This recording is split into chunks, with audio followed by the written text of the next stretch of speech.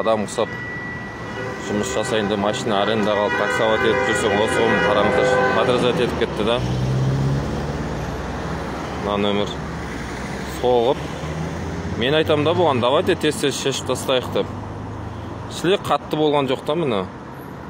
Сөйтсем, мен өз паласамда келатсам да, дерзкий болып отырып, шақыра бер, гаинді шақыра бер, басқа қыла бер деп.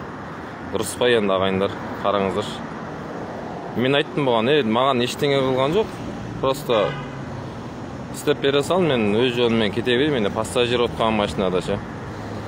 Дерзкий болып отырған машинада. 102 шақырып қойдым, білмеймін не айтатын ше. Байқап жүріңіздер жолда.